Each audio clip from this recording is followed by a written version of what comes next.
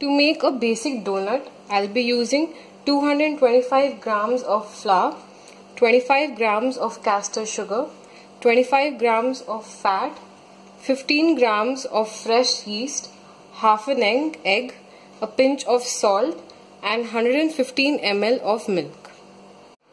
Now I'll sift the flour.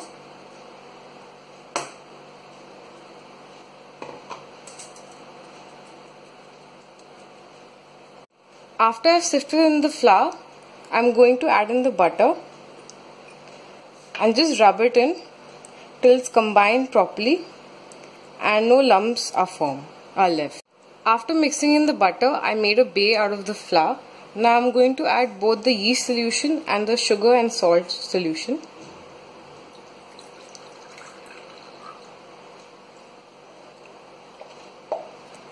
And taking flour from the outskirts, I'm going to sprinkle it all over the milk solution and keep doing so till a dough is formed. The dough will be a little sticky, so keep kneading it till all of it comes together. Now just add in the egg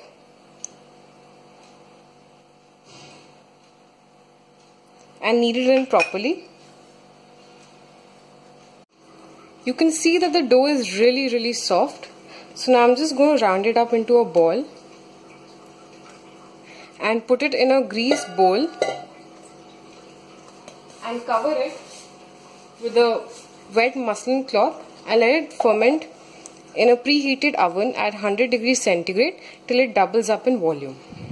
The dough has doubled up in volume. It took about 5 to 7 minutes. So just take it out of the bowl, punch it. It will be a little sticky, so don't worry about that. Just knead it a bit to even the distribution of the temperature going around the dough.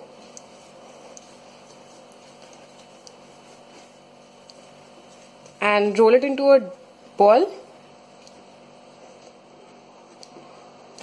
And again put it in the bowl. Put it back in the bowl and cover it with the muslin cloth and let it go in the oven for second fermentation till it doubles up in volume. For the masala, I'm going to use half teaspoon of salt, 1/4 teaspoon of red chili powder, 1 tablespoon of Kasoori Methi and 20 grams of tomato puree. Now that the second proofing is done, take the dough out of the bowl and punch it.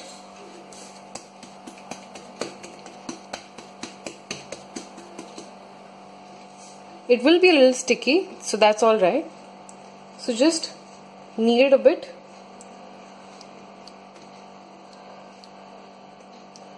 And now you can add your salt,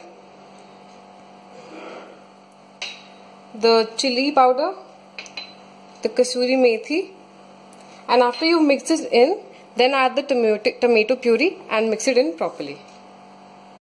The dough was a little sticky, so I ended up adding about half teaspoon of flour to it. Now I'm just going to roll it out into a centimeter thick sheet. So first dust your surface properly with flour. Take your dough, sprinkle some more flour over it and on the rolling pin as well, and roll it out. Make sure that you keep dusting the surface with flour, otherwise the dough will stick to it. Now I'm going to cut out the donuts using the donut cutter. So just dust it with a bit of flour so that the dough doesn't stick to it, and start cutting out the donut shapes.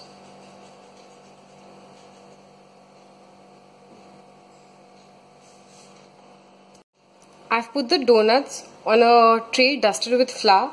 Now I'm just going to cover it again with a wet duster,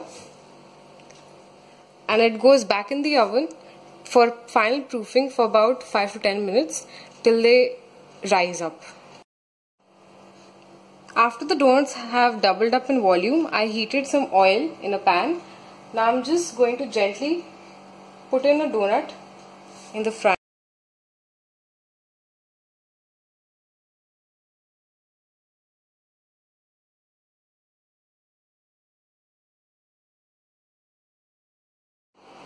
After frying, while the donuts are still warm, sprinkle them with chaat masala generously. This adds in a really good flavor to it. And now they're ready to be served.